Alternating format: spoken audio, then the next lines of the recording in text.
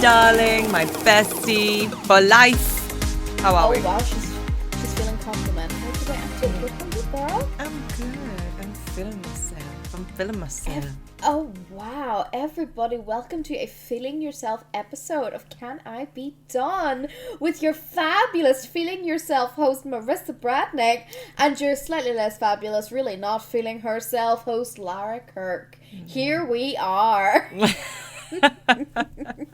I love how we literally just had a conversation about scalp massages and you're saying I'm not feeling myself, but went into detail about how good this was. It was an hour and a half. It was like one of the best hour and a halves of my whole life. I can't say that. But the second it ended, I wanted to cry because it was over. So it was bittersweet in a way because, you know, I could have stayed there happily for the rest of my life. This small little woman had the hands of a god, and I would happily put that on a piece of paper for her so she could take it to the bank. See, I still don't think even if a woman had the hands of a god that I'd be like, yeah, touch my hair. I don't like people touching my hair. My hairdresser is about the limit. Girl, I don't know what's wrong with you. Whenever I say this, literally, my life changed in that hour and 30 minutes. I got up such a new woman that when I approached the front of the salon again, where Jay was waiting, he literally went, wow, you look like you could sleep. And I was literally like, you know, eyes lidded, half closed, like struggling to keep them open, going, I don't even think I'm on this planet anymore, Jay. We left the salon and I could not find the car. That's how otherworldly this was. Wow. It was incredible. Asian head spas, I highly recommend if you have one in your area to go and get one. If not, come to me and I'll hook you up with my girl. I'll get you in, I'll get you sorted. I don't think I have one in my area. I have not seen anyone advertising that. I see it all over TikTok and I'm like, oh, that looks nice. I'm going to get that. And then I'm like, that means someone has to touch you. My panties hit the floor whenever I saw that there was one in my area and not like 3 hours away. Because normally everything that I want in life is just slightly out of reach. But no, this was a 3-minute walk away. This was 30 seconds in the car. Wow. This was amazing. Yeah. Anyway, on today's episode of Can I Be Done? I have decided to take over and derail the podcast because I actually have to assault Mol. I have to verbally assault her because she has been a bit of a bad bestie. And not just a bad bestie. Not just a double B bad bestie. She's been a bad book bestie. She's been a triple B. Ooh. This B has been, let's just do it. She's a quadruple B. She's a bad book bestie bitch. She's a bad bitch book bestie. A bad book bitch bestie. Yeah. I know what I'm trying to say in my head. Well, girl, I'm getting told off today. You really are, because did you or did you not literally peer pressure me? You had me bound and gagged with Crescent City up in front of my eyeballs, like, no, you gotta finish it. You gotta finish it. For anyone who doesn't know, we are talking about the Crescent City series by SJM, Sarah J. Maas. The first one, meh. Had a nice ending, didn't make me cry. The second one, I was trying to read it for a whole year. And this bitch on the other microphone was like, oh, you got to read it in a minute. It's the best book I've ever read in my life. It's so good, my God. You're going to love it. And yes, in all fairness, it was a good read. This is what she sounds like whenever she's bitching at me, okay? No, this is what I hear in my head, like okay? Yeah, that's what you hear. But it's not what you heard. There's a difference, okay? Oh dear, look at her coming in with the hears and the herds, as if she's in the right. Because Crescent City 3 comes out, we anxiously await its arrival. We might have done some slightly sneaky things to try and get the book before we were supposed to. But you know what? This is being book bitches. We like to do the sneaky things to get the book, so that we can start reading before everyone else. So that's what we did. Except, one of us, from what I know, has still not finished the book. No, I have not finished the book.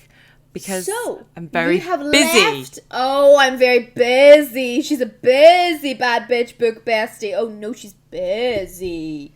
Girl, you forced me into these books. And I can say it, the third flop doodle of the ultimate watch flop it, doodles. because if you spoil it for me, I'm not gonna gonna be spoil so anything. upset. I may not have you're gonna finished be it, but that doesn't mean that I'm never gonna finish it. She's gonna be so upset, but she can't even actually put the effort in to read the book. My I can't put the effort into being the upset. audacity.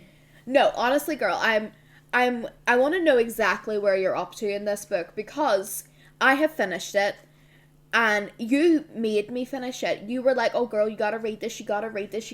We gotta talk about this book." Okay, I'm done. Let's talk about it. Oh, wait, that's right. We can't. We'll just get to the bit where I'm at. Which is where? 3 pages in? No. Okay. When I last read the book, which was about 2 weeks ago now, because that's how much I work and how tired I am. Yes. Oh, yes, she's a hard worker. Yeah, I do 40 hours just being where I work, and then when you add my commute on either side, that takes about another, hour. So we'll do 2 hours a day, times that by 5, there's 10 hours. So out of my, week, I lose 50 hours just to work alone. Okay, and how many hours do you lose being a bad book bestie and not reading this book or audiobook in it, so that we can be together on this journey? Tell you what, by the time we record the next episode, I will have finished it. Okay, is that what you wanted to hear? Is that a promise? Is that a promise? Can I get that in writing? It's a fucking threat at this point. It's a verbal contract. The listeners have heard. It's a verbal contract. This will hold up in a court of law. I'm just saying that, yes, I don't know what it is about the Crescent City series, but they are so slow to get into. So the first one, I was reading it, and I'd bought the first and second at the same time. I was reading it and I was thinking, oh my God, I've spent, all this money on 18 years of my life on these books. I've spent all this time investing in this author, and when you hear of spin-off series, you're like, oh great, it's still going to have the same vibe, but it'll just be different. Yeah. And obviously I just finished reading Akatar and everything after that, the entire series. And I was like, okay, this is going to be good. I'm genuinely excited. And then CC1, it was dead up until the 75% marker. And then I was like, oh, she vacuuming up his ashes like a bad bitch. Now it's getting interesting. Now it's getting interesting. I mean, ripped my heart out of my chest again. Thank you, Maz. We are in a toxic fucking relationship. But she ripped my heart out of my chest with Lahaba. Absolutely love that little fire sprite, and how she's always watching the trashy reality TV shows, and I'm like, oh, get you, girl, with that creepy ass knock, whatever it was, thing swimming in the tanks. Even me, I'd be like, oh, I don't know about you, girl, but it's after you watch a horror movie and every single shadow in your house, you're like, well, that's a Babadook, I can tell. Yeah, I just watched a movie on it. So yeah, finished that, then jumped into the second one, and that was slow going from the start, because I was like, okay, Sophie Renas, great, the Resistance, great, it's giving a Hunger Games sort of vibe, with all the Resistance stuff going on. You're talking about the third one? You're talking about the third one right now? No, I'm talking about the second. No. Yep, the second. Sophie Renas, the Thunderbird, who's looking for... Was she not in the third one too? She's dead. No, I'm aware of that, but... Spoiler alert, by the way, Sophie's dead. In the second book, spoiler alert, Sophie's dead.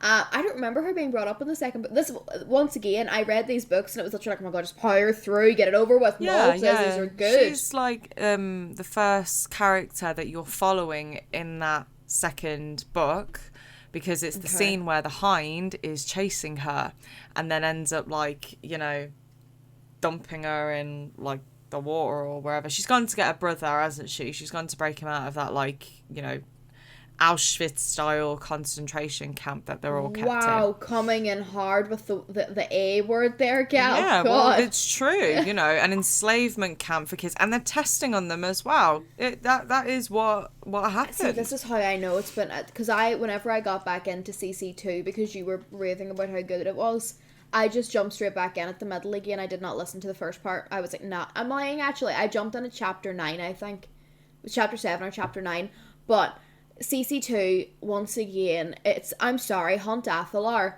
you can be an attractive dark-haired man with wings. That does not guarantee you a personality. No. Because Hunt is the flattest, two-dimensional, crepe-thin pancake character I've ever met in my life. I found myself during CC2 trying to force myself to cry just so that I could say that I felt any empathy towards this man. No. I don't. I think he is a flat, boring character. I didn't, I must admit, I was struggling to connect, like, with Hunt, like, with Rhysand. It was... Oh, instant connection. You got me. Instant. He was in the dungeons with Feyre licking up her tears, and I was like, lol, that's so morally grey of him. I love that for him. Yes, Rhys daddy, you know. He was... Yeah, he was...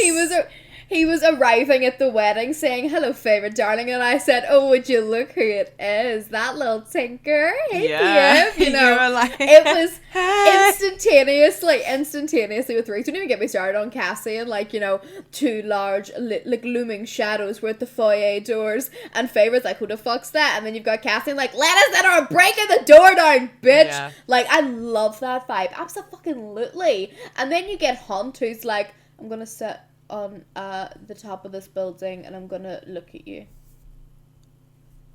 Look at you. I'm just gonna look across the street at you and sulk because I am. You're getting your nails done again. Oh, you're such a party girl. Oh god. And then all of a sudden it was, I want to ride the bones of you.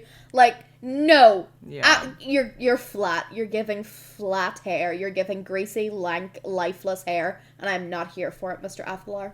Just so the CC3, no spoilers, it hasn't gotten any better. I still can't stand the bastard. However, Rune Danon, Crown Prince of Valbar and Fae. Yeah,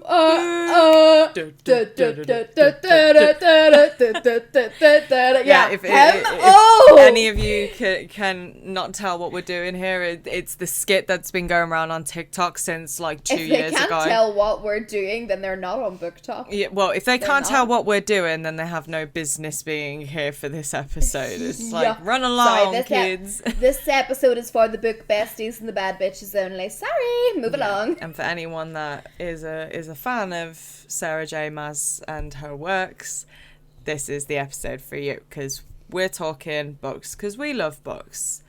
Maas is not my favourite author, I won't lie. Me personally, I quite like Scarlett St. Clair and her retelling. Scarlett St. Clair girly. She's a Persephone and Hades girly. I stan Hades and Persephone and the way that St. Clair wrote them. I'm reading a really good fanfic at the minute on AO3, and no, don't judge. It is a Dramini fanfic. Oh, okay, yeah. I love Draco. I get that he was a Death Eater, but no, come on, he was a baby. No one can say that Draco can do any wrong in my eyes.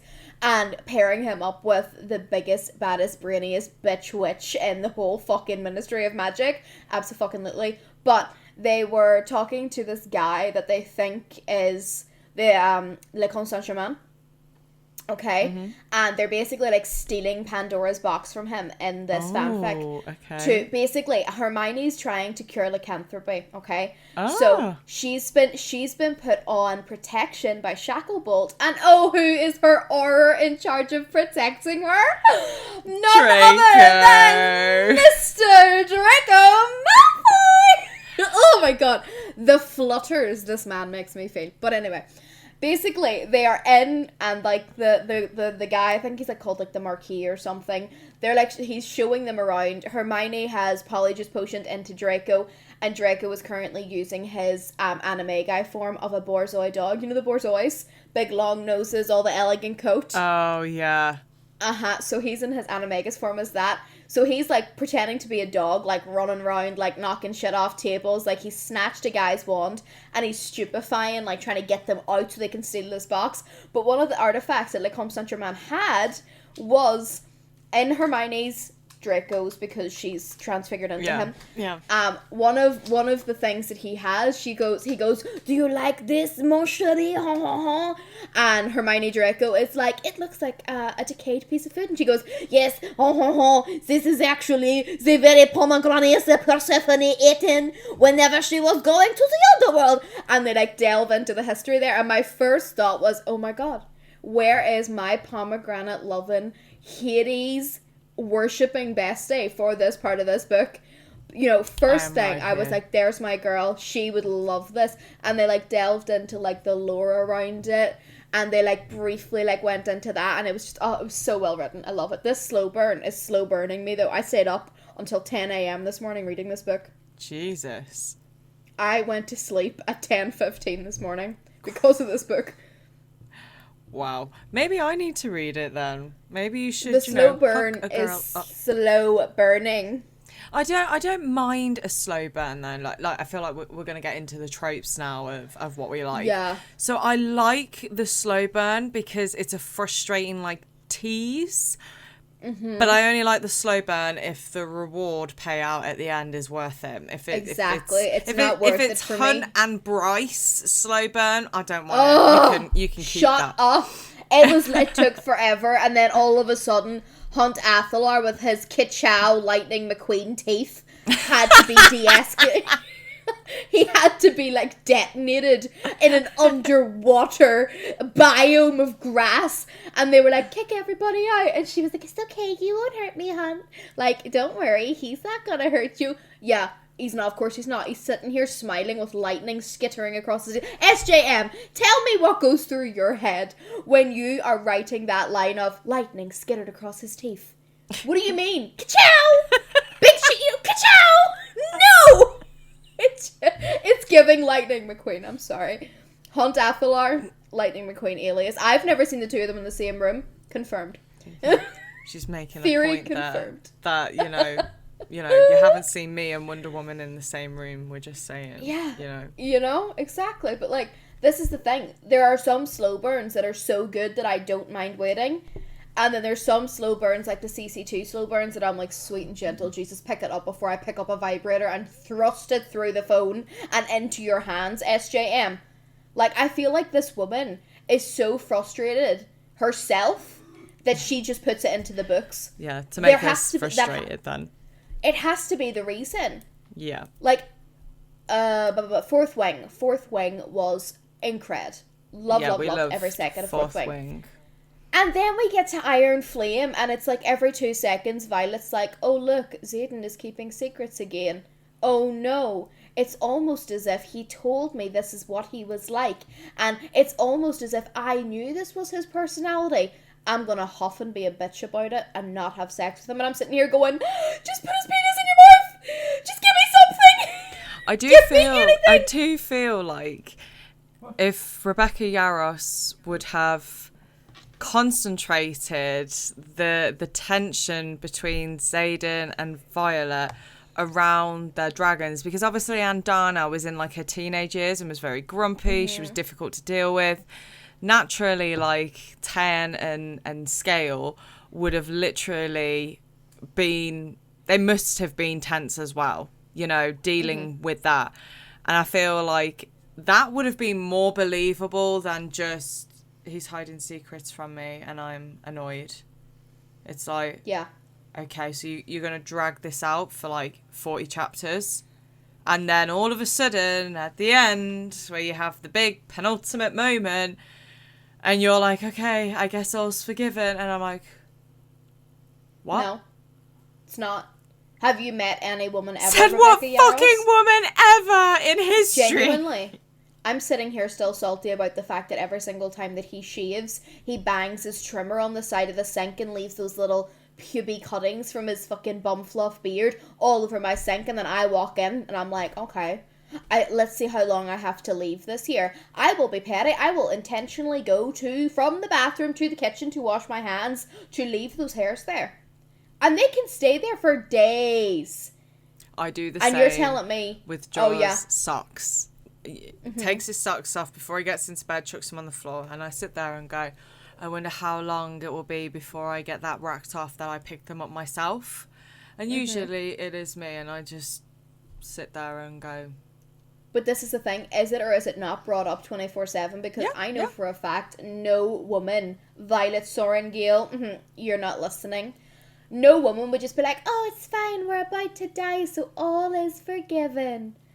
I would be on that battlefield dressed in my dragon riding leathers going, Jay, I love you. If anything happens during this, know that you're the best thing to ever happen to me, but just a sneaky add-ins for whenever we meet each other in the next life. You dare leave your little hairs in the sink and I'm going to feed you to my dragon, you know? I love how you're there, like, in the next life, whereas I would just turn to Jaw, literally mounting my dragon, and I'd be like, if we survive this and I get back and your socks are still on the fucking floor, I said, I ain't going to be able to hold him back, you know, and it's just Ted chuffing steam. Like. Yeah, just... Have you seen the guy on TikTok, and he's currently getting the comments about doing the Taryn voice, and he, like, starts it off by, like, growling into the microphone. To like get his voice at that. He's got like an Audible deal, hasn't he? Yeah. I'm sitting going like, yes, that is exactly what I imagined for Taryn. 1,000,000%. Now my next fear is Andarna. They cannot make Andarna sound stupid. Yeah, this is what I worry about, and I do feel that, you know, if she's gonna be all like, it's just sheep, it's just it, you know, like exactly. I'm like she's. I understand making her sound childlike, but there's a difference between making someone sound childlike and making someone sound an imbecile. Do you know what I mean? I feel like with Andarna, they're going to have to, like, tread a very thin line between making her sound, like, youthful, like, you know, baby dragon exuberance, blah, blah, blah, and then shifting that with the same actress that will be playing Andarna into teenage years, and then after she wakes up from her big long nap, bless her. Yeah, I feel that any of the girls that voice the characters in Turning Red on Disney Plus would be brilliant for Andarna, because they're actual teenagers themselves, and I just feel like they would capture that element of Andarna so well. Quite stroppy and feisty, but still like golden at heart. I feel like any one of those would do a good job. Any of those girls. Who would you put for Scale? Who gives you Scale vibes? Oh, Scale. Okay, right. So Scale, I do feel she gives off like very refined, and obviously 10 is like dragon royalty. So you, as a dragon, as mated with royalty, you would be like a feisty fucking bitch, like I ain't taking no shit. And do you know what? I feel like, you know, Meryl Streep in The Devil Wears Prada. Oh god, really? Really, I think she. That's the vibe you get? That's the vibe I get from Scale. But imagine Meryl Streep less like chill bitch calm and more like, I'm gonna remove your fucking head. Like, really? Yeah. If Meryl Streep was actually angry or livid, like physically livid in that film, I feel like that would give me Scale. Instead of why is nobody ready, it's why is nobody ready? Yeah, literally, like just a little bit more like up the ante sort of thing. But yeah, that Scale gives me. Scale gives me like major like Diane Guerrera. I think that's her name, Diana or Diane Guerrera. You know Michonne from The Walking Dead? Does she? She gives me major Scale vibes, just like she's got that don't fuck with me, I am in charge, but she's also got that playful side of her that I think we don't get to see so much of Scale. Like Scale, whenever she's up in the air with Taryn and they're like talking like mind to mind, and you know Violet and Xaden are like feeling like, you know, the humorous connection, I feel like that's so underrated in the book because it's skipped over so easily. Like we really focus on Xaden and Violet, which I am fine with. You know, give me Shadow Daddy all day long.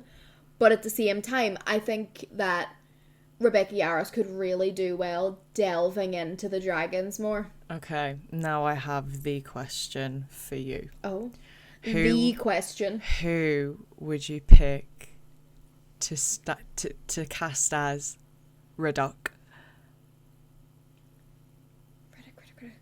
You know, Jack? the one that is always literally making jokes. He's like the himbo of the group. Yes! Oh, yes. See, right. I have a problem with himbo characters because to me, the ultimate himbo is and will always be, is it Keelan Lotz? You know, Emma Cullen? Yeah.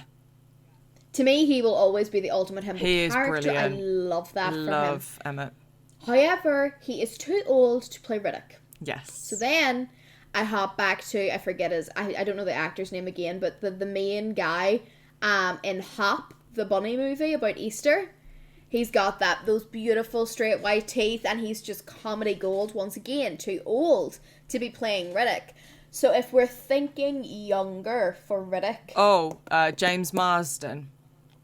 Oh, that, yeah. Mwah. Give me that man Fantastic. on a platter. Mwah. A platter. Thank you so much. For like young Riddick. Yeah. Young Riddick. Who's your choice? Who's your choice? When I sit here and think about young actors. See, I feel like for young Riddick, the only option, and it's just because he played it so fucking well in all the other films, is Tom Holland, who played Spider-Man. Ooh! You know, very, Yeah. like, you know, it's almost That's an interesting choice. yeah, I like he's that. always like almost on like the tips of his feet, you know, like bouncing off, like very ready to quick go. on his feet, yeah. Yeah. You know who would make a great Riddick? Caius. Caius, yeah. Caius would make a great Riddick. Anyone that obviously is listening doesn't know that I've made We're not my talking own about characters. we're not They're talking about Caius from Twilight. We're not talking about Jamie Campbell Bower. Although I do like Jamie Campbell Bower as an actor, he is fabulous. Yes. What do you think of? Okay, this is an unpopular opinion. Okay, but Timothy Shamalama Bing Bong. Oh, I get that he's really overused at the minute. I get that everyone's going crazy for his yeah, for really June, and marvelous I nearly fell asleep through that entire film. I haven't watched it. I have not watched it. I don't think recommend personally. Like, I can't. The songs on TikTok for the new Willy Wonka, don't get me wrong, they are stuck in my head, but will I watch the new Willy Wonka? No, I won't. I don't think that it looks good. Oh, okay. The songs, quite vibey, like, well, there's chocolate, and there's chocolate. Wonka's confident. Wait, no. Wonka's chocolate makes your confidence skyrocket. Like, take a bite of Wonka's chocolate. Get yourself some Wonka chocolate. like quite boppy wee tunes, yes. But something about Shamalama Bing Bong's face and me, we don't vibe. Like, No. I look at Shamalama Bing Bong and I'm like, you are a 12-year-old child. Why are you dancing around pretending to be a man? He has come Nice. up in quite a few of the TikTok fan castings for Resand. Yes! Fucking for Resand. I'm sorry, have you met the High Lord of the Night Court? Yeah, it is Have not you Timothy Shamalama Bing Bong. Okay. Bing Bong. It is not giving. Timothy. No. It's 100%. it. There is only one No. choice.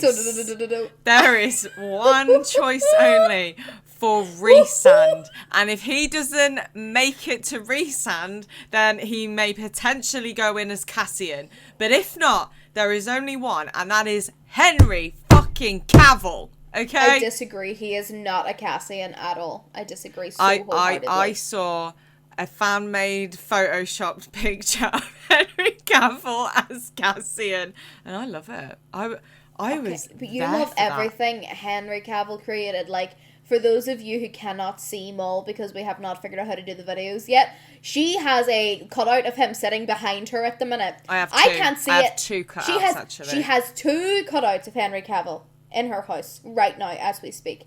I saw a fan cast video the other day for Akatar, and they put Jacob Elordi as Cassian. No, I'm sorry. absolutely not. Mr. Saltburn, Mr. Kissing Booth is not giving Lord of Bloodshed, a general of the Night Court's armies. No, he is not. No. Kindly shove your Jacob Elordi up your arsehole if you is think not. that he is a Cassian. He is not giving, put your hands on the headboard. He's giving, would you like to put your hands on the headboard, please? If not, it's totally okay. I respect your decision. And that is not the vibe. It's not the vibe. It's not giving, tell me what to do so I don't have to tell you what to do.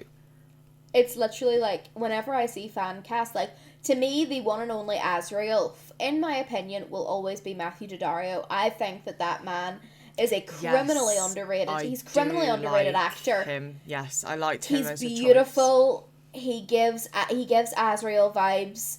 Cassian for me is either Cam Yemen or Jason Momoa. There is no in between. And whoever Hulu casts, if it's not one of those two, I will be disappointed. I will. For Tamlin,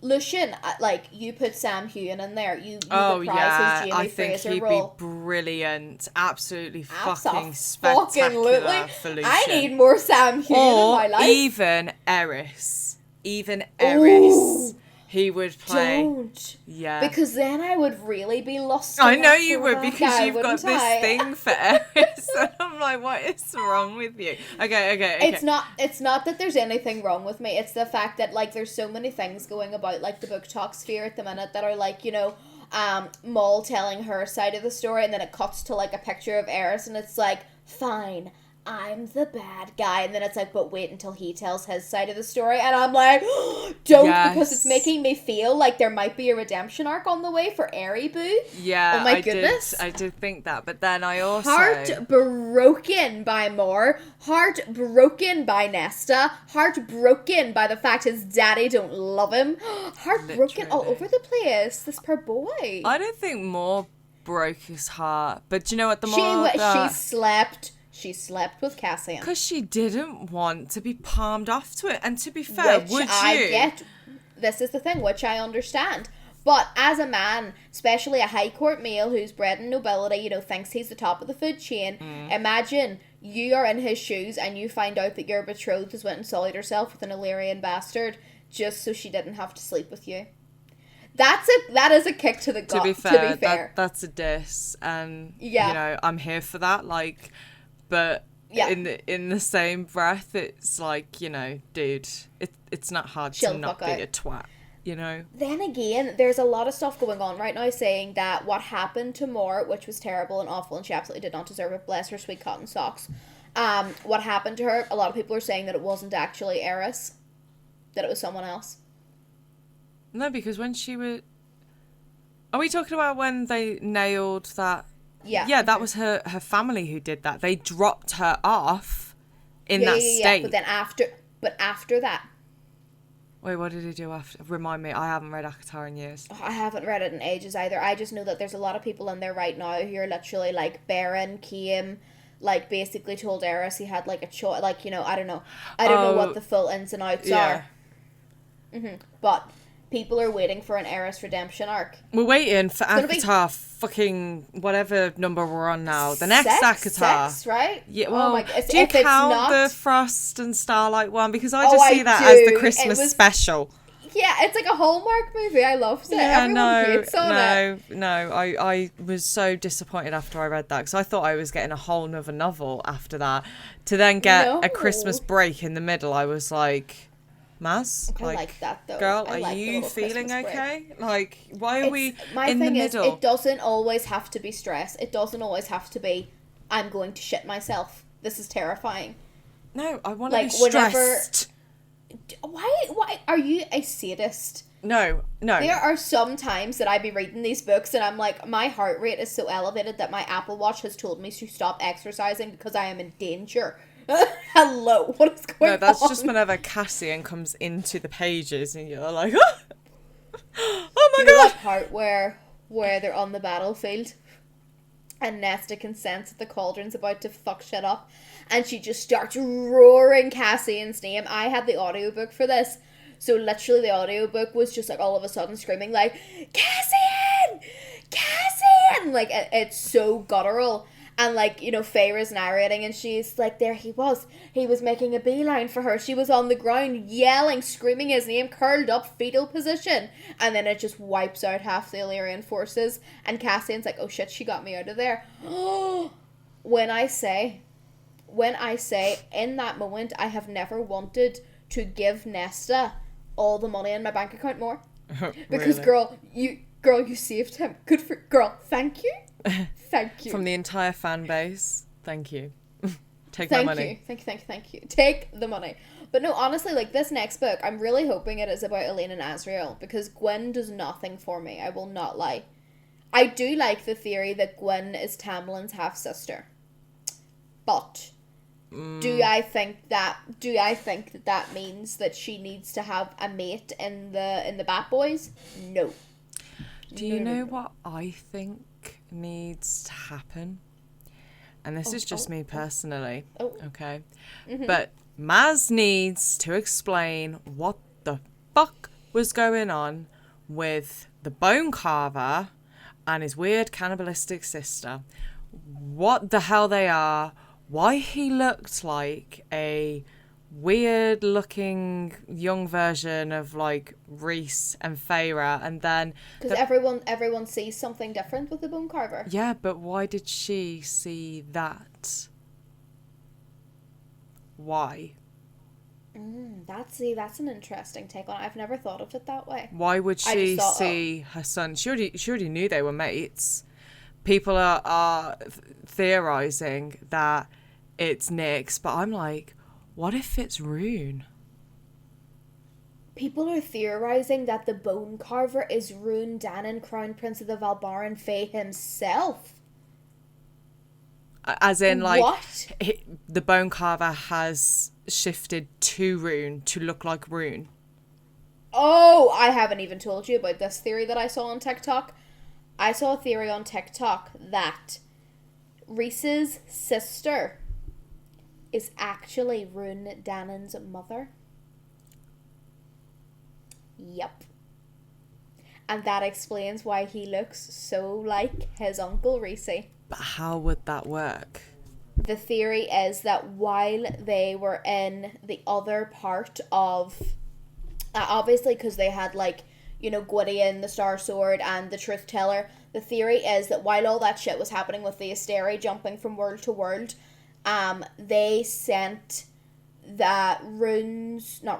Reese's sister and his mother before Tamlin got their hands on him, right? Because keep in mind, at the time, Tamlin and Reese were friends, and Tamlin, as we know, is very, very loyal to his friends. So there is a theory going around at the minute that the star pool, the pool of starlight in the Spring Court, is actually another network of caves that can be used as a portal to Midgard, not Prythian, okay? So the theory is that whenever Tamlin got the order to execute them and to, like, rip their heads off, rip their wings off, hang it in the study, that he actually snuck them through the starlight pool. They were one of the first to actually be in Midgard, sussing out the ground, and that is when the Autumn King took a shine into Reese's sister, took her, disposed of her, and this is where we have Rune Danon from, and that they are actually all related to Reese. That's a good theory. I won't lie. People are thinking that this is going to be Tamlin's redemption arc, and that this will bring either Tamlin and Elaine together, which yeah, no. It's Adis. No. Elaine and Adis for me. I am stunning. You're really into this Elaine and Adis theory. I am. Really? Yeah. No, to me it's Elaine and Az. Don't get me wrong, I would love an Elaine and Lucian. I think it would be so cute. But I could not deal with then Azriel still having no one. It would break my heart. And do not, once again, people, if you're listening, do not come at me with, oh, but it's Gwen. No. Gwen is another flat character for me. Yeah. She's flat. Flat as a pancake. It's not giving. Yeah. The weighting of the partners, like Cassian's very, like, you know, big, lovable, brute, you know. He's a happy chappy, but then you get Nesta in contrast, who is like not quite on that same level in terms of like the humor, and everything. So it's giving me and Jay. Jay's the big soft, lovable golden retriever, and I am Lady Death, who's like, you're making really shit jokes and I don't appreciate it. Kindly shut the fuck up. Yeah, basically. One's very lovable and sunshine, one's grumpy, the others. It's the whole grumpy sunshine thing that I just kill for. Yeah. Love it. To be fair, I do like the grumpy sunshine trope, the one that's a bit like towards her at first, and then he slowly warms up to the sunshine, and I'm like, it's like, yes. What's her business? Jay's family to him, what's her business here, pointing at me, and I just go, witchcraft. And Jay's family are like, and Jay's like, don't listen to her. She's here with me. It's fine. It's totally okay. Oh wow. That's one way around it. I just love Cassian so much. The Lord of Bloodshed can do no wrong in my eyes, and I stand by that. Have you seen all the ones that are fully plotting Cassian's death in the next book? Everyone thinks that Mass is going to kill Cassian. She will no longer have a fan base if she does that. She'll no longer Girl, that's have social suicide. She'll no longer have a nice big ranch in the countryside, wherever she is, writing her wee books. I will be in there, underneath her desk, snapping at her ankles like a vicious chihuahua, you leave him alone. He is my baby. You don't touch him. I kill you. Yeah, you and every other, Cassian stan out Die there. hard Cassian stan, yeah. Literally. No, I totally feel he's just that. such a... It's the big dark-haired men. It's why I love the Hades and, the Scarlet Sinclair books, too. You told me to get into those, and the second you sent me that one fan art of them on the wedding day, Yeah. Oh dear. Some of the fan arts for the different books are, top tier, next level. It's giving...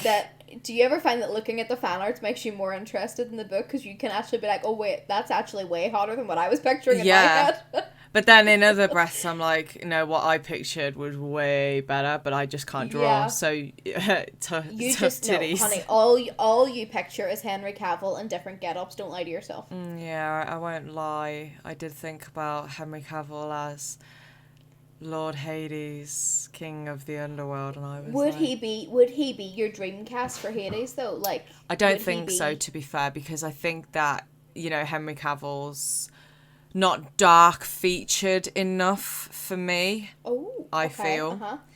I think he could pull off quite a good one, but I think if anyone was going to play Hades for me that I think would just fucking kill it, it would be Roman Reigns. Yes. For any of you WWE girlies out there. Don't even. I was on a TikTok live last night, and someone joined under the username Tribal Chief. Tell me the way my heart skipped a beat. You were like... And I automatically was like, my eye makeup is not on point enough for Roman Reigns to be in this TikTok about to be watching me on this live. Absolutely. It wasn't. It was some guy from New Buildings in Ireland. And he was not, in fact, Roman Reigns lookalike. I asked him, was the Tribal Chief thing a nod? And he was like, who's Roman Reigns? And I was like, kindly leave this live right now. Kindly. There's the door, bitch. Listen here, pond scum. Get out of my house. You do not diss my daddy Roman Reigns. Get the fuck out. You may kindly show yourself the door. Oh, God. Disgusted by that he didn't know who that was. Disgusted. That's blasphemy. I love the fact that in this podcast, before we jumped on, we had decided to talk about different things, and we are already 45 minutes in just talking about books. We have made a whole book episode accidentally trying to segue into what we wanted to actually talk about. Yeah, but we've literally just covered everything from Sarah J. Maas to Scarlett St. Clair and everything in between. Yeah. But I'm happy with that. God. I could talk about books all day long, but for now, maybe we shelve the bookish talk. No pun intended. A book pun. Okay. Since you got to do the last story, I'm going to do this story. I was a looking through the Reddits, and this one popped up, and when I say the gasp, I gasped. The scream, I scrumped. Girl.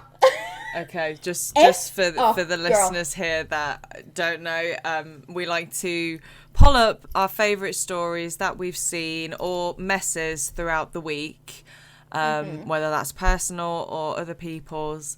But just as of late, it's been a little quiet on our front. So we've actually looked to see what other people have been contending with this week. And we just want to see how done they are. Okay, so we call this so what the, like, we are going to do, Can I Be Done segment. So we will read this and we will tell OP what we think, what level of done we think that they personally should be performing at, and then of course throw in our 2 cents of how done we are with the scenario. Yeah. So, to begin this week's segment of Can I Be Done? Let's hear it. Relationship advice on Reddit. Oh. Okay. My 23F, boyfriend 29M. Okay? My boyfriend took another girl out for dinner last night. Excuse me. My boyfriend is currently not living with me. He's staying with his mother about 4 hours away because he's about to start up work. He works on the road, so right now we are doing long distance. Yesterday was Valentine's Day, which also coincidentally doubles up as our anniversary for when we went official. I was pretty sad that we couldn't spend it together, but he's coming out on Friday and we can spend the weekend together. Yesterday, he and I barely talked. Excluding the fight we had, we probably spoke for 2 minutes on the phone and only texted once to say good morning, happy Valentine's Day. No communication, no nothing on our anniversary. Oh, no. He called me. Oh, girl, just wait, girl. He called me at 8 p.m. and I was excited thinking, finally, here's our call for the day. But instead, he's in someone's car on the way to the bar. Okay. He told me he was going to the bar with this girl I guess he's been, and then in quotation marks, hanging out with every night. Oh, here we go. That her and her boyfriend got into a fight today, so he took her out for dinner to cheer her up. And now they're going to the bar because she's going to try and pick someone up to get laid. Right. I think I got didn't pissed. need Oh, girl, to pick I got up anything. pissed immediately. I was basically ignored all day on Valentine's Day on our anniversary so that he could take some other chick out on a cheer me up date. I hung up and he and I bickered over text for a bit, and basically his defense was, her and I aren't even sexually compatible. I told you because I wanted to be honest. If I was cheating, I would have lied to you. I'm sorry. I'm really upset. Wait. Backtrack Okay. that. Sexually compatible? Like, how the fuck would you know that you're not sexually compatible with someone until you fucking sleep with them? Right? I'm really upset to the point that I'm not sure I want him coming here anymore. He's making me feel like I'm crazy for being upset because I know nothing went on, but it still feels inappropriate to me. I honestly never get like this, but I don't even think I feel comfortable with him hanging out with this person anymore. Is what he did inappropriate, or am I possibly being too sensitive? Would it be silly to tell him to cancel the trip to see me over this? I'm mad now, but this would be the only time I can see him for months. End of the post. Yes, you should be mad, for starters. I would be Taking out absolutely livid. Another girl! I'm sorry, Jay could come to me and be like, oh yeah, my great grandma's aunt's dog's widow passed away, so I'm going to take them out for dinner on Valentine's Day, and I'd be like, right, so are they warming your bed tonight, or what the fuck's happening, because I won't be here? No, I'm sorry. If Jordan had said to me, oh, I can't come out tonight because, you know, my best friend needs, like, mollycoddling, or I'm going out with another girl, I'd be like, okay, well, your bags are packed, they're at the door, it's pissing it down outside, good luck with that. It's the one day a year, especially the anniversary too. It's the one day, Valentine's Day, you spend with a partner no matter what. Even if you don't have one, you spend it with your gals, you spend it with your people. But on the anniversary, that is your specific day. He's got no excuse. He's got absolutely no excuse. No excuse. Because Valentine's Day and your anniversary rolled into one. You got off lightly, son. Because you got a double whammy to contend with. Yeah, you've basically rolled the whole 2 events into one. So you only buy, essentially, half the crap that everybody else has to do. Like, my anniversary is in December, withdraw. But we still have to celebrate Christmas a few weeks later. Then Valentine's Day a few months later. Shit happens. You deal with it. The fact that everybody in that restaurant was probably coming up to them and going, "Oh, happy Valentine's Day. Hope you guys really enjoy." Oh, that would make me sick thinking of that. You are a beautiful couple. Do you have any idea how many times? Oh my god, do you have any idea how many times that I have been out with someone just on a completely platonic, completely fine, normal thing? People are like, "You're a beautiful couple," and I'm like, "I would rather die. My man is in another country. Thank you so much." Yeah, though. literally. You know. Oh no, I'm not with him. No. And you never want to call it out like that and be like, "Oh no, I'm not," because it seems rude. It's almost as if then it's like you're feeling disgusted by another person. Do you know what I mean? Like, it kind of feels bad then, and I get that. Yeah. But whenever it's Valentine's Day, there is a certain social stigma around it. Bring into the fact then that is their actual anniversary. Oh my god, I'm sorry. Absolutely not. No. 100% no go. That is a kick in the teeth right there. It's a horse foot to the gut. It is a hoof to the stomach. I am telling you, if you ain't done by the end of Valentine's Day, of your anniversary, then obviously you just love being emotionally manipulated and abused. And the fact that the end of it was, "Oh, I'm still feeling a certain, I'm still feeling really upset about this, and I feel like telling him to cancel.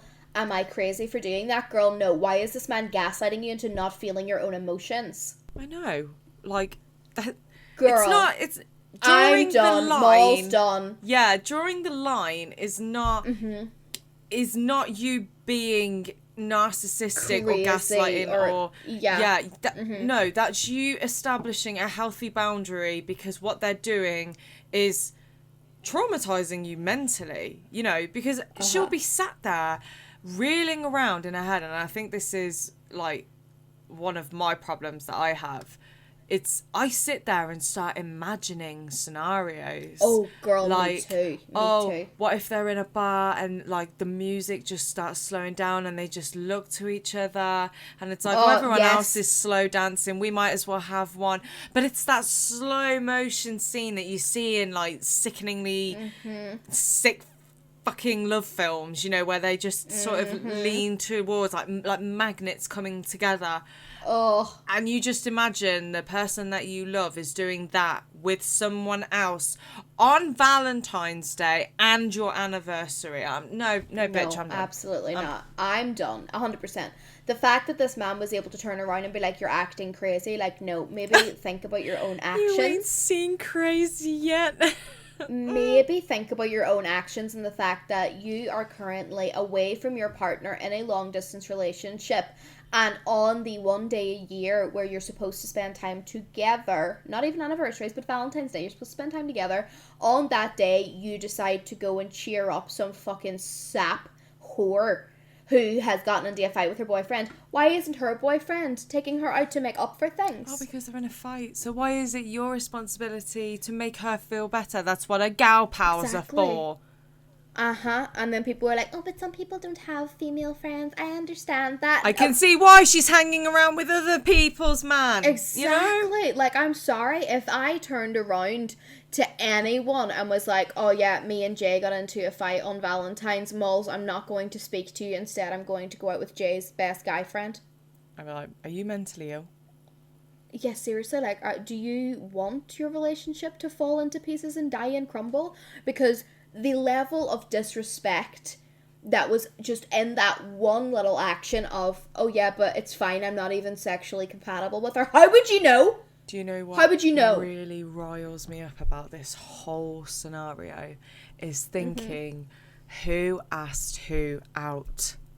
Who suggested the idea of, "Oh, let's do something to make you feel better"? Was it him? Yeah. "I'll take you out. I'll make you feel better. No, come on with me. It'll be fine." Or was it her? Going, "Oh, I feel so bad. So, will you come out with me? Because I feel so bad because we had a fight." Oh, my blood is literally heating thinking about this scenario and me being in those shoes. That's how dumb we are. The temperature has reached absolute searing levels. R/relationship, you have full authority from the Can I Be Done podcast to be done, because we are done for you. And if you want that in writing, oh girl, I will transcribe this whole podcast and I will write it for you. I'll do that. Yeah. Because no, Absolutely not. No. Disrespect. Dishonor on you. Dishonor on your cow. cow. Dishonor on your family. Dishonor on everybody. Dishonor. The golden dragon of unity does not bless this. Oh no, the golden dragon of unity actually spits upon the taking out of another woman on the V-Day. The golden dragon of unity actually raises his back leg upon that. Yeah, he's cocked his back leg up and he's about to make it rain. Make it rain. Golden shower for the golden dragon of unity. Woo! I was disgusted when I read that, and I just had to share it with you. I thought it was disgusting. That's brilliant. I actually have something a little bit more on a lighter note. But I'm curious to know what you would do with this, because this is very much was I wrong for even questioning it? Oh, This is okay. Yeah. Okay. Go. My wife and I have been together since we were 20. So about 13 years, and we have a very active sex life. Just for reference, me and my wife is male, female. Okay? Mm-hmm. We weren't each other's first, but we are each other's only. Sort of. Not sure what that is. Okay, right. We've delved into swinger lifestyle a couple of times, just exploring our sexualities and the different types of the swingings. And the different types of the swingings. Are these people Swedish? Oh my god! Obviously, Okay. communication and trust is very strong, and we haven't come across any problems with infidelity or anything. You're swinging, that's infidelity. Okay, yep. Yeah. Continue, sorry. That all changed when we hit our 30s and decided to cool it down. So much so that this year we gave birth to our first daughter. Aww, that's Oh, baby. nice. Who the baby daddy? Who the baby daddy? Is it, Okay. is it someone from the party? Hold on, it's going around. There was a friend of hers, same age as us, 33, that we used to mess around with together, who caught baby fever. She is single, hasn't been able to find a steady relationship, and doesn't have any children of her own.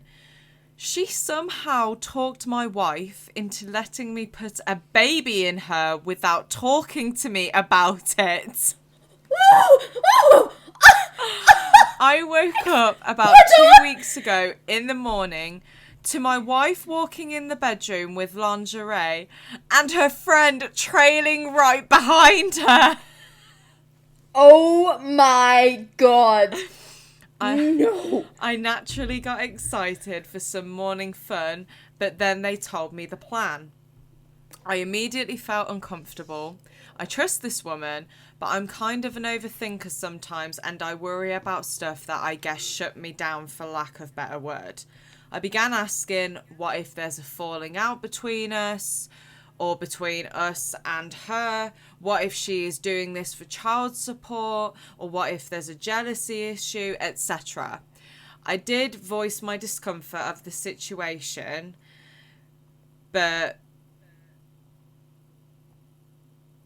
put us all in a bit of a funk. Sorry, my eyes just went blurry, but put this all in a bit of a funk. Was I wrong for even questioning it? So they've all fell out, essentially, over... I'm sorry. Were you wrong for waking up at, what was it, 2 in the morning? Oh, it was some point. He just put in the morning. I'm sorry. Were you wrong for waking up in the morning to see your wife standing in lingerie with her bestie beside her? Like, so hey, Miranda here really wants a baby. And, you know, she has no luck because she's, totally not a catch. So she's going to hop on your dick real quick. Yeah, just Hope that's okay, just honey. put your baby gravy in there, she'll do the rest. Yeah, where's Daddy Besto when you need him? Like, just let her hop on the gravy train and ride it all the way to fucking fertility. Oh my What? gosh. No, I'm sorry. Can you imagine Jay or Jor's face if we come in like matching lingerie sets like the twins from The Shining, like, we want you to put a baby in. What the fuck? In the middle of the night, this man's just freshly awoken. He's sitting like, is this a fever dream? Am I dying? Like, what the fuck is going No, on? he was happy at first. He was like, I'm gonna get some. Yeah. I like that was his first thought. I like that he's honest about that. Because, like, I feel like most men, if presented with that situation, granted, not our men, I think Jay would literally be like, You guys, I love how close you are, but I think you need to separate. I think this is getting a little bit too close for comfort. you know? Joe would just straight up be like, And we're back to fuck bed, Lara, off. fuck off. I'm not like- impregnating anyone. He'd be like, Lara, listen, go to bed. And I'd be like, You're "But tired. You're in my he'd be like, but you're in my spot, Jordan. He'd be like, Lara, you have 5 seconds to get out of my face before I take the baby gravy and beat you with it. He literally would. He would Jor would not not be take impressed. kindly, I think, to Oh that. my He'd be God. like, are you on drugs? Literally, like twins from The Shining coming in holding hands, laundry, like, come play with us. Yeah. Come impregnate us. What? Absolutely, that man is not in the wrong. I feel like that man needs to get away from... To be completely fair, I feel like anyone who gets into a swinging situation is asking for trouble. Yeah. Because there is something, and I'm going to get so much shit for this whenever, like, people start listening. Yes, I understand that monogamy isn't for everyone. That's what polyamory is for, and I get that. I appreciate it. I respect it. However, whenever you say that you're in a monogamous relationship but you do enjoy swinging, then you're not in a monogamous you're not in a monogamous relationship then. No. You are in something where you have a life partner, but you can fuck whoever you want. So that's not having a life partner. Pretty much. It's you and your partner. It's having a going roommate. to a party. It's having a roommate. Yeah. Yeah. It's going to a party with other couples that have a like mind and you're swapping for the night. And I can think of nothing more terrifying than being with somebody else that is not my partner, because I'm like, I don't even know this person. Like, no, 100%. So why would I want to just jump straight, into bed with them? I've said never it met before. them before. I need to have an emotional connection with someone before I can take off my clothes in front of them and even think about them having their dick inside me. So the fact that this woman was like, oh, it's okay, we've swung together before, so I'm sure he'll want to give you a baby. Girl, are you demented? Maybe this is like the baby crazy that everyone talks about. I know you get like postnatal depression. Maybe this is postnatal psychosis. Yeah, it definitely sounds like it, doesn't it? Like, what in her right mind thought, my bestie really wants a baby, but she can't get a sperm donor, or she can't just have a random night out and just sleep with someone randomly, and get pregnant. No, she's asked me to get impregnated by my husband. Other girl must be looking at the husband like, yeah, he a snack. Literally, that would like, be my first thought. I will make you babies with that. I will Yeah, make exactly. cute little baby cookies with their baby gravy, Oh, girl, the grave at the baby. Daddy Bisto. I love that in this case, Daddy Bisto was like all up for a bit of fun, but the second babies were involved, he's like, no. Yeah, he was like, hang on, I'm questioning this now. The gravy train has left the station. station. Toot, toot. Man was sailing out of there on the train by himself, like, bye, crazy, see you later. I just sat there when I read that and I was like, oh, now that's an interesting one. Like, if I was him, I can say it, I would be done with... I can't say I'd be done with the wife, because obviously there's a child involved. But the friend I would no longer entertain anymore, because... I'd be done with the friend. I'd be done with any future talks of swinging. I would be like, you either commit to this relationship and this child with me, or I am single fathering it all the way to the bank. Because what if if they said, yeah, okay, fine, like, we won't do that, but we'll still swing, like, we'll still meet up and do our thing. And then she gets pregnant. Yeah. Bitches be crazy. Bitches be poking holes in all kinds of shit. Exactly, Or they get the turkey baster out, Psychosis. Terrifying. Yeah. Terrifying. No. That's what I mean. It must be quite terrifying for men sometimes, with the lengths that women will get to when they want, a child. So it's a bit like, I would be done. I would be done. Yeah, if you think about it on the flip side with women, it's like, okay, so what if a man wanted your baby. He wanted to have a baby with you. But the only way that he can do it is by sneaking his way in, the way that women do. So it's like, what? He's going to try and have sex with you whilst you're asleep so you don't wake up, you know? Is he going to get a syringe full of his, like, baby gravy and just, you know, like, straight in? When you look at women who do shit like that, it's like, that is really fucked up. Because if a man was doing that to you, it'd be classed as assault. Yeah. And you don't think that, you know, tying him down emotionally and morally, you don't think there's anything wrong with that. And, you know. The level of crazy is unmatched there. Yeah. Like, absolutely not. And this like, is... I cannot wait to get off the podcast now so I can go and tell Jay, like, hey, oh my god, can you imagine if me and Mol did this?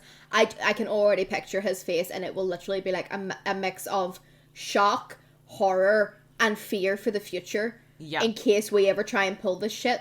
Exactly. You know, it's like, we need to write up a draft now, a contract, like, I, Lara, Cook, will not ask my best friend to get impregnated by my husband. By my partner. By any future partners, husbands, exes, sweet and gentle.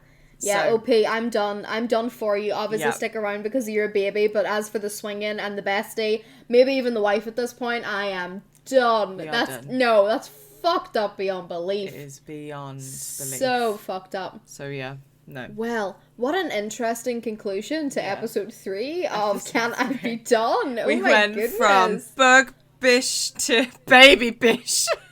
Oh Jesus! We went from from book gossip to baby gravy. Yeah, literally. That's how this podcast went. Yeah. Just straight. That's the subtitle for this one: book gossip to baby gravy and everything in between. And Winky everything in face, between. winky face. Yeah. Okay, Literally. that was interesting. Thank you for that delightful little morsel, Miss Bradnick. I have nightmares in pending. Yep. They are coming. They are. Let me know how they are, because I do enjoy your dreams. Like, imagine it was the other way around, and, like, you know, Jay and his bestie Eddie, like, come in holding hands and matching lingerie, and they're like, so take your pick, which one of us is going to be the daddy, and I'm just like, what? Excuse me? Yeah. Literally. It's No. like, I think not. I think the fuck not. You can remove your lingerie, get out of your lacy teddy nightgown, and you can shove it up your ass where the sun don't shine. Yeah, no, I couldn't deal with that. No. But that was a great No. conclusion to episode 3. Great conclusion Woohoo! of Can I Be Done? Oh my goodness. Girl, I will speak to you soon. And guys, like all the socials, follow us on everything. We're gonna make a TikTok shortly.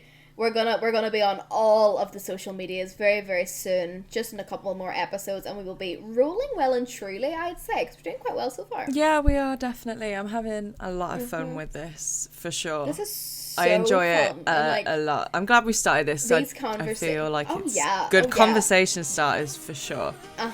100%. Okay, and on to the next one. Goodbye and good night, my friends. Good night, We hope you've darling. enjoyed listening to Can I Be Done, Mol? I will speak to you later, girl. Are you done? Lara, I am done. I am so